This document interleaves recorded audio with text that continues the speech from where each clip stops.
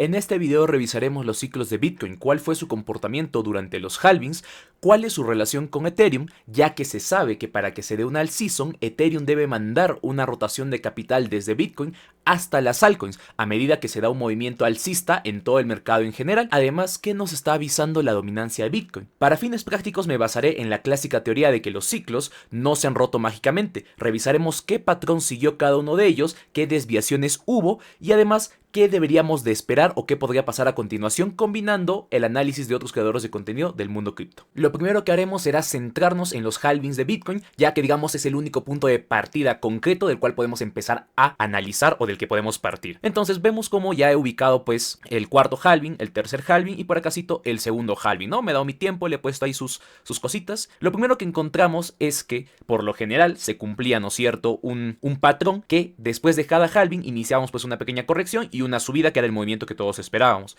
Igual pasó acá en el tercer halving, pequeño retroceso o movimiento lateral y subida y después de frente un ATH. Aquí viene la primera variación o la primera cosa que originó los videos de que este ciclo va a ser diferente, que se iba a hacer un hiperciclo, que se iba a hacer, que si esta vez rompimos justamente los ciclos de Bitcoin y fue que antes del halving ya habíamos roto el máximo anterior.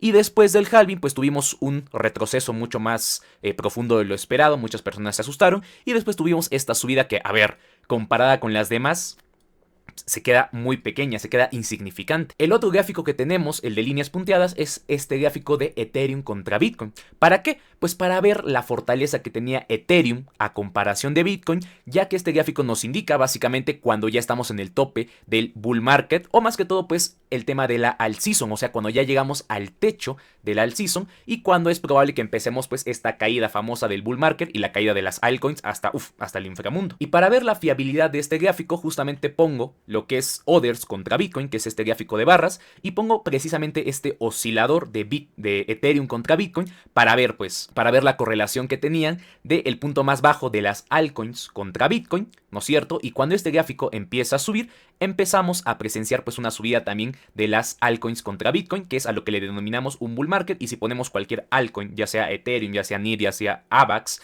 pues veremos que por acá estaban en su punto más alto, ¿no? En los precios más elevados, y después vino el bear market, la caída. De igual manera, aquí tenemos el último bull market que vivimos, sube el rendimiento de las altcoins a comparación de Bitcoin y también pues sube la fortaleza de Ethereum con respecto a Bitcoin, hasta que cuando este gráfico empieza a caer, también cae el rendimiento de las altcoins contra Bitcoin. Cosa la cual es lo que ha generado más preocupación y más confusión. ¿Por qué? Porque este gráfico no ha parado de bajar hasta literalmente hace poco, donde pegó un puntazo, donde pegó un pepinazo para arriba, y ya veremos el porqué de esto. Pero de momento lo que tenemos es una correlación de 1 a 1 bastante simple de entender y bastante gráfica del por qué necesitamos que Ethereum esté fuerte contra Bitcoin, y esto es más que todo por la famosa teoría de la rotación de capital, donde primero tenemos que el capital se concentra pues en Bitcoin, poco a poco va rotando hacia Ethereum y finalmente de Ethereum va rotando a las altcoins, y ahí es donde vemos los rendimientos absurdos de la mayoría de monedas, o donde vemos que monedas nuevas pueden hacerse un por 10, un por 100, un por 1000, bueno, los que vivieron esos ciclos. Pero el detalle que la mayoría no te menciona es que para que esta rotación de capital sea efectiva y podamos ver estos asombrosos rendimientos en las altcoins, es que Bitcoin y Ethereum tienen que estar en descubrimiento de precios. O sea, no solo que te hayan roto el máximo por poquito, ya como fue el caso de Ethereum, que en su última subida rompió el máximo, sí, pero por muy poquito, no. Eso no cuenta como descubrimiento de precios y es algo que ahorita vamos a ver que se repitió todos los ciclos junto con el descubrimiento de precios de Bitcoin, y que justamente para mí es de las primeras señales del por qué no podemos descartar una alt season. Entonces volvamos al gráfico. Vemos cómo en los anteriores ciclos siempre hubo un punto más bajo de Ethereum respecto a Bitcoin y un punto más alto, ¿no? Sabemos que eventualmente después de tocar este piso tendremos que ver a Ethereum ganar fortaleza respecto a Bitcoin e ir a buscar la parte alta, ya que eso es básicamente un oscilador, o bueno, en este gráfico, ¿no? Siguiendo nuevamente la teoría de los ciclos de Bitcoin. Algo de lo cual se están agarrando muchos bajistas y diciendo por qué esta vez tendría que ser diferente. ¿Ok? ¿Por qué esta vez tendría que ser diferente? seguimos viendo las mismas correlaciones, seguimos viendo los mismos comportamientos. Y aquí es donde sumamos el segundo componente importante para corroborar que pues este ciclo no ha sido diferente, solo que ha habido pequeñas variaciones. Entonces nos vamos al segundo halving de Bitcoin y vemos algo muy curioso. El gráfico o el par de Ethereum contra Bitcoin hace pues un suelo, hace un bajo y coincide precisamente con un bajo de Ethereum, pero con una recuperación de Bitcoin, ¿no? Obviamente. Ethereum está débil contra Bitcoin hasta que empieza a agarrar fuerza, ¿no? Que es el gráfico punteado, y el gráfico de líneas de color azul es el gráfico de Ethereum.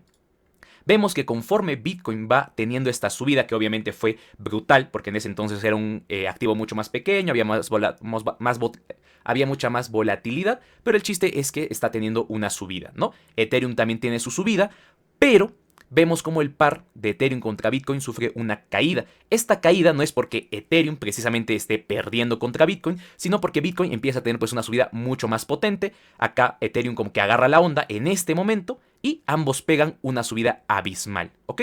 Y aquí es donde tenemos el primer tope después del... Bueno, acá es donde tenemos, mejor dicho, el tope de mercado después del segundo halving de Bitcoin, que coincide tanto con un tope de Ethereum como un tope pues de este par de Ethereum contra Bitcoin. Y si revisamos el gráfico de Others o de cualquier altcoin, veremos que su comportamiento fue similar al de Ethereum. Es decir, que cuando Ethereum estaba tocando acá techo junto con Bitcoin, también las altcoins, la mayoría de ellas, estaba tocando un techo junto con Ethereum. Es por eso que no es necesario pues poner el gráfico de Others, ¿no? Pero igualmente lo podemos revisar después. Entonces, vemos también una pequeña coincidencia, ¿no? Que Bitcoin hace techo y después recién tenemos el techo definitivo de Ethereum y también de la mayoría de altcoins. Empezamos con la caída y vemos que este es el famoso pues bear market, ¿no? Obviamente, todo cae, cae Ethereum, cae también el par de Ethereum contra Bitcoin. ¿Por qué? Porque pues ambos están mostrando debilidad y llega un punto en el cual Ethereum ya está por debajo. Pero acá todavía el par de Ethereum contra Bitcoin no ha terminado de hacer pues el piso, no ha terminado de llegar a lo más profundo. ¿Por qué? Porque falta precisamente ese componente de Bitcoin, que es como que Bitcoin cuando empieza a recuperarse, Ethereum sigue débil, y por eso pues hacemos un bajo, hacemos el piso del par de Ethereum contra Bitcoin. Listo, hacemos ese piso. Pero para entonces Ethereum no es como que siga cayendo, ha tenido su recuperación, pero todavía no está tan fuerte, todavía no está más fuerte que Bitcoin. Primer detalle importante, el bajo del par de Ethereum contra Bitcoin, antes, o mejor dicho, después del bajo de Ethereum, que coincide, casualmente, con un pequeño alto de Bitcoin, ¿no? Ya vamos viendo la correlación. Entonces, tanto Ethereum contra Bitcoin se ponen pues a asociar por acasito, a altos y bajos. El par de Ethereum contra Bitcoin pues no despierta, no pega un movimiento importante, pero sí vemos que va agarrando fuerza, y justamente cuando agarra fuerza aquí, a mediados de enero del 2020 más o menos, enero, febrero del 2020, vemos cómo te hace el clásico cambio de estructura, ¿no? Que acá ya es como que ya puedes confirmar que Ethereum está más fuerte que Bitcoin. ¿Por qué? Porque te rompió los máximos anteriores, el mínimo fue pues un mínimo más alto y cositas por el estilo. Ya tú ves el indicador que quieras utilizar o la forma en la que lo quieras interpretar. Pero curiosamente Bitcoin sufre una caída. Esta caída no fue algo que podríamos prever, pero es algo que no afecta pues demasiado el par de Ethereum contra Bitcoin, y justamente por ello podemos seguir pues utilizándolo como referencia. Imaginemos que esta caída no hubiera sido tan grande, ok, hubiera sido una caída normal y el precio de Bitcoin hubiera seguido subiendo. Tal como vemos que después se recupera, llega el tercer halving, Ethereum se dispara. El gráfico de Ethereum contra Bitcoin también se dispara.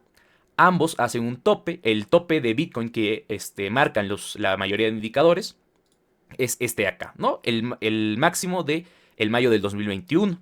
Ahí es donde vas a encontrar el máximo de Bitcoin según muchos indicadores. Ahí también vas a encontrar pues el máximo de Ethereum, o al menos el máximo relativo de ese momento.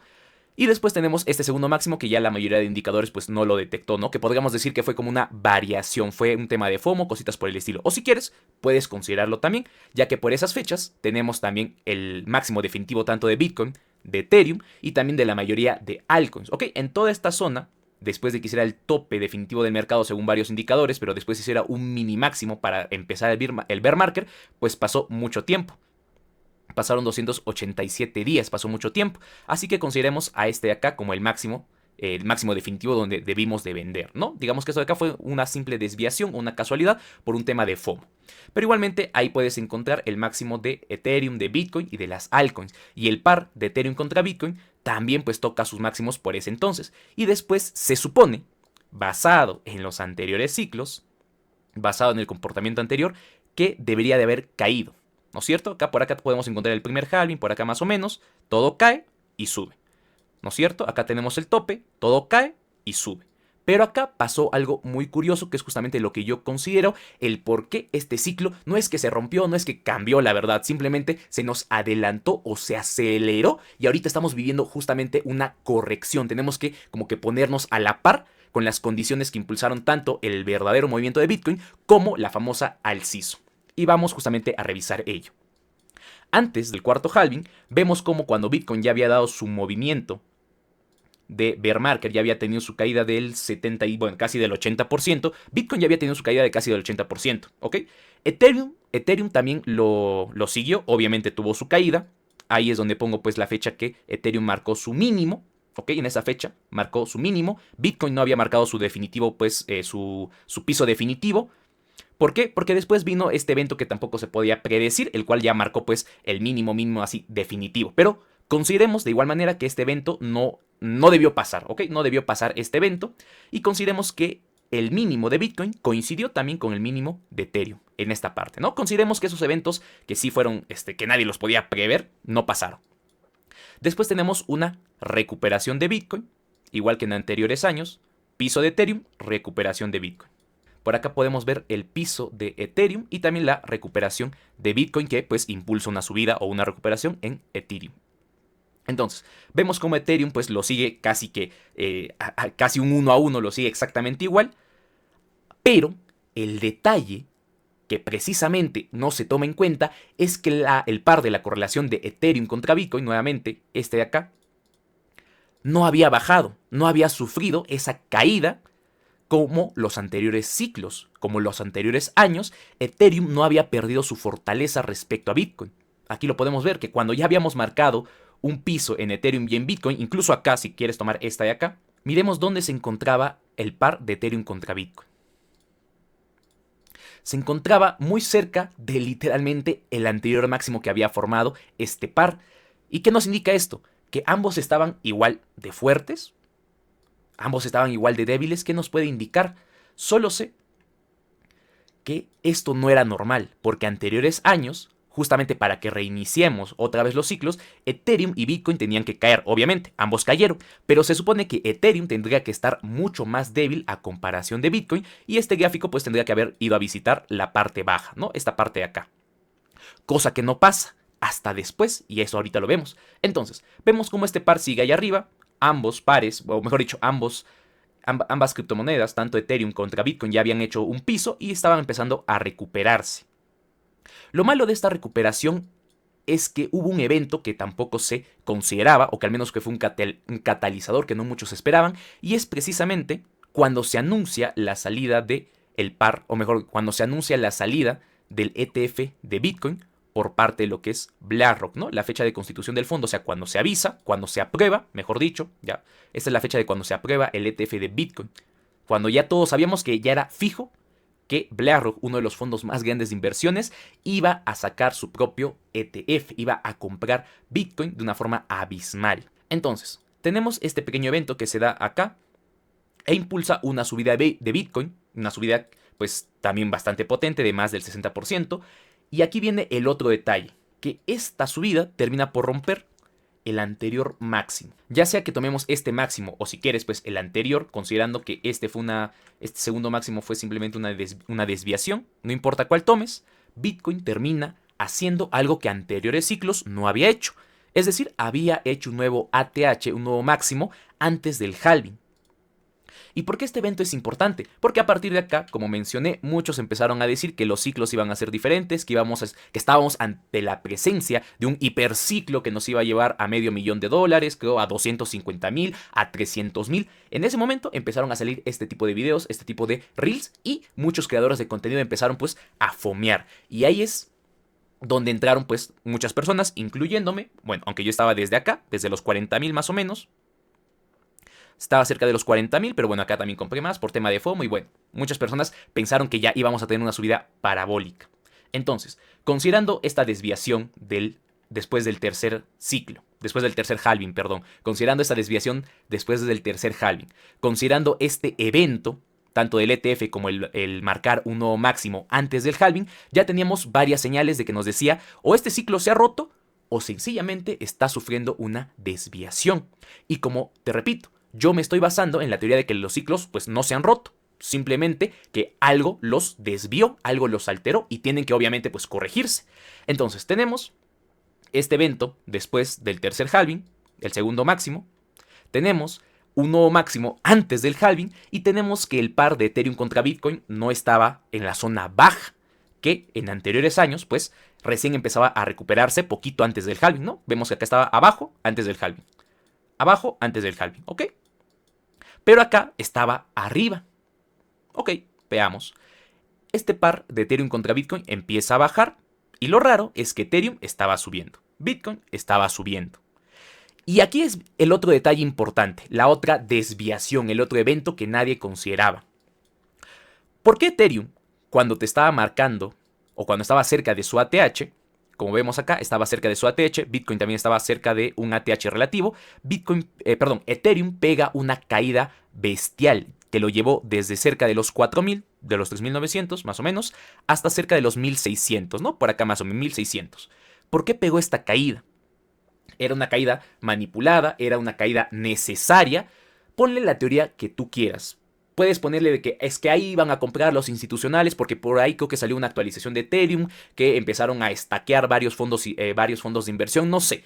Habría que revisarlo. Tú ponle la teoría, la excusa que quieras. Pero curiosamente, con esa caída de Ethereum, se tumbaron las altcoins. Y también se tumbaron el par de Ethereum contra Bitcoin. Pues obviamente, Bitcoin no había sufrido una caída tan grave. Ethereum se había ido al averno, al infierno. Y este par había regresado pues a cuotas o a niveles cercanos a los que estuvo antes del tercer halving, el anterior ciclo. Y ahí ya vemos que es como que se hubieran corregido. Ya se corrigieron. El par de Ethereum contra Bitcoin tenía que estar abajo, en la parte inferior, para que después nos indicara el movimiento tan ansiado que queremos, ¿no? El movimiento tan esperado. Se cumplió en el tercer ciclo, en el segundo. Y muy probablemente en el primero, pues si podemos especular por ahí, ¿no? Pero basémonos en los ciclos, ¿no?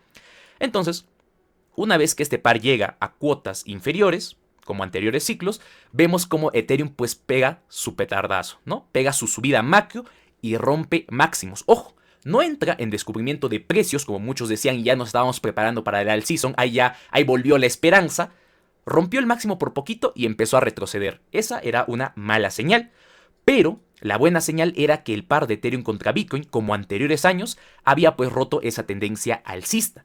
Ya estábamos cumpliendo, por así decirlo, la primera etapa para el movimiento no solo de Bitcoin, sino también de Ethereum y obviamente de las altcoins, esa rotación de capital tan famosa. ¿Por qué? Porque recién acá, cuando tocamos el punto más bajo y rebota con fuerza, podemos ver precisamente ese primer paso, la fortaleza de Ethereum contra Bitcoin. ¿La vimos aquí? La vimos aquí. Y aquí, pues tuvimos que esperar que llegaran esas cuotas para recién decir, uy, mira, cambió la tendencia. Ethereum se fortaleció a comparación de Bitcoin y ahora toca esperar que vuelva a la cuota superior. ¿Cuál es el problema? Que Ethereum va a tener un retroceso. También Bitcoin va a tener un retroceso. ¿Por qué? Porque esta subida no debió pasar. Esta subida fue acelerada, fue adelantada. Y lo que yo personalmente pongo o teorizo es que en esta bajada se quieren sacar a las personas que entraron pues por el ETF de Bitcoin, personas que como dijeron pues un fondo de inversión lo está respaldando, ¿no? Lo está respaldado con bonos del tesoro, ya es una inversión segura, los quieren sacar y por eso hay una venta masiva por parte de Coinbase, por parte del ETF de Bitcoin, de BlackRock. No es que el fondo de inversión esté vendiendo, no, ellos tienen que vender también porque los mismos poseedores de este ETF también están vendiendo, quién sabe si por miedo. Ellos son los que están saliendo.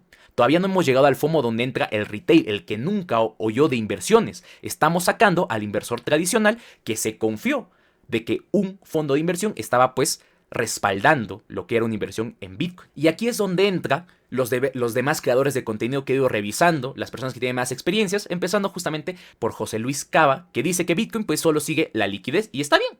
Hace poco hemos terminado lo que es la política monetaria de QT, que significa que vamos a tener un poquito más de liquidez o que va a haber como un respiro, ¿ok? Para todo lo que son los instrumentos financieros y demás cositas. Entonces él sigue alcista. ¿Ok? ¿Por qué? Porque la liquidez es la que va a mandar sobre activos como Bitcoin. ¿Ok? Tenemos ahí la primera.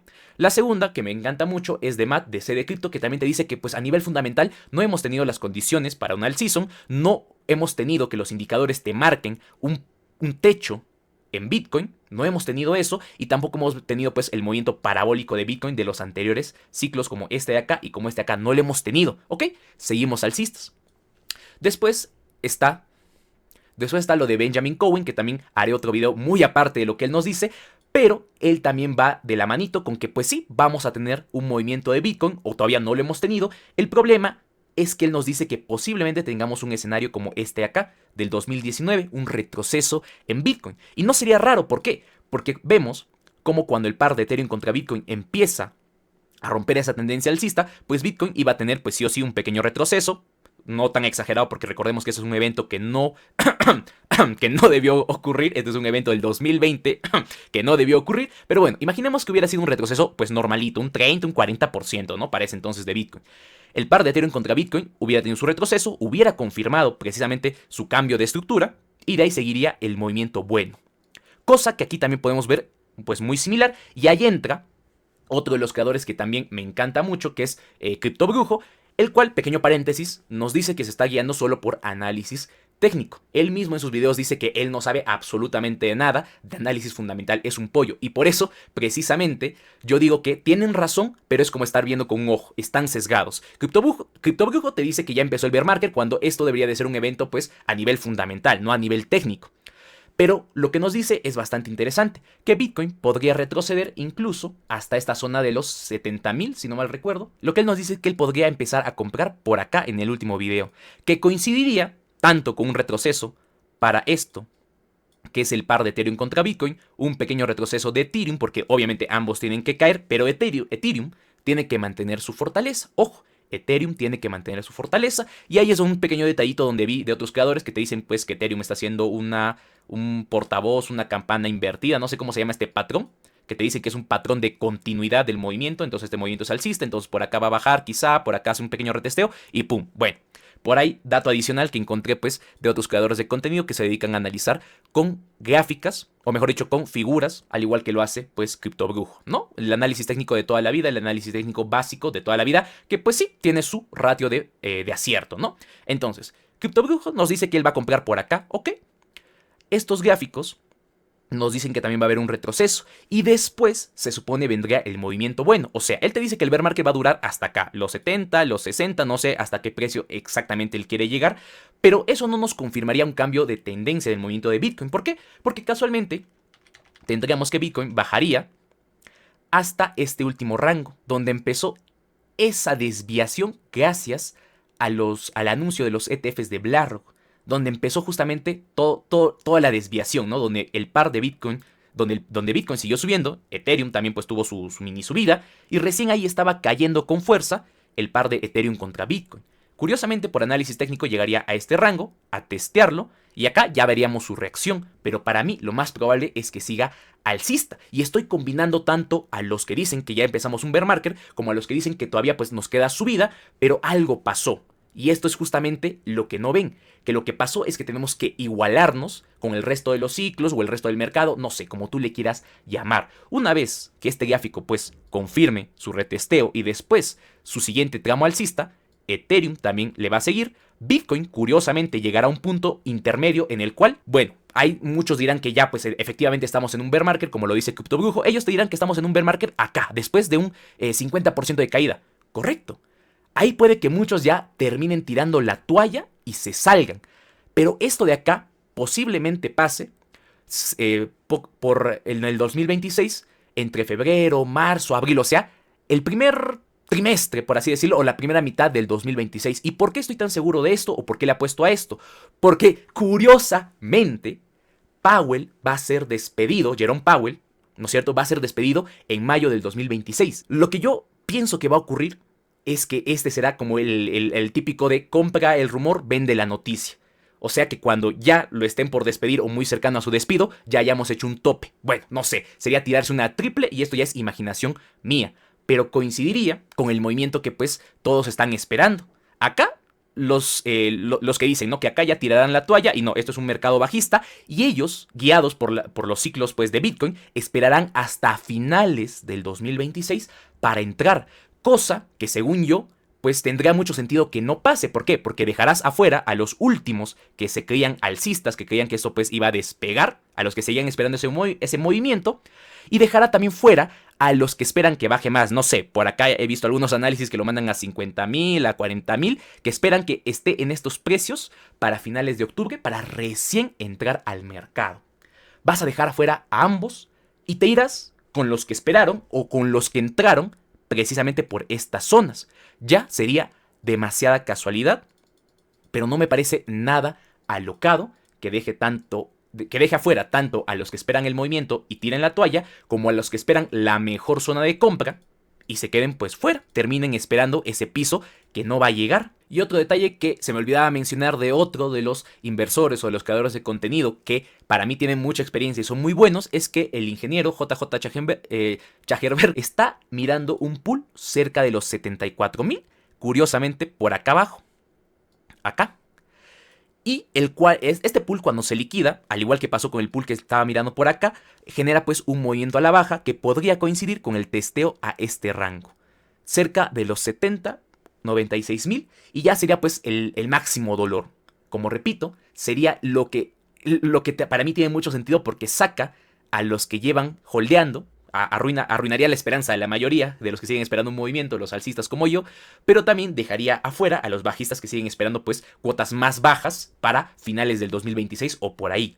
Una vez que liquide ese pool, se supone que tendríamos una recuperación. ¿Y qué pasa si esa recuperación se convierte precisamente en el movimiento que llevamos esperando, el cual será tan rápido, tan bestial para igualarnos, que no dará tiempo tanto para entrar como para salir? Y ahí recién te comerás pues un verdadero bear market. Y otro detalle que también apoya, según yo, mi teoría, que es más una recopilación de varios, es la dominancia de Bitcoin. Aquí está la dominancia de Bitcoin. Tal como podemos ver, lo clásico de toda la vida era que cuando la dominancia se encuentra en los puntos más bajos, pues es porque ya estamos porque digamos que las altcoins de Ethereum tienen la mayoría del dinero del mercado. Y coincide bastante con el punto máximo pues de Bitcoin, ¿no? Coincide cerca de lo que es el tope. Lo podemos ver acá, después del segundo halving, vemos cómo el par de Ethereum contra Bitcoin arriba, Ethereum arriba, hacen su techo, poquito después, ya, del techo de Bitcoin. Bueno, sin considerar esto de acá, que era porque pues Bitcoin estaba teniendo una subida bestial y obviamente Ethereum no le estaba siguiendo el paso, ¿no? Pero nos quedamos cerca de esta zona. La dominancia de Bitcoin estaba cayendo. Y en lo que va cayendo, pues las altcoins toman su rendimiento, su tajada del pastel, y después, ¡pum!, todo se cae, bear market. En lo que la dominancia empieza a recuperarse, la dominancia de Bitcoin empieza a subir, pues Bitcoin obviamente sube. Vamos a casito al tercer halving.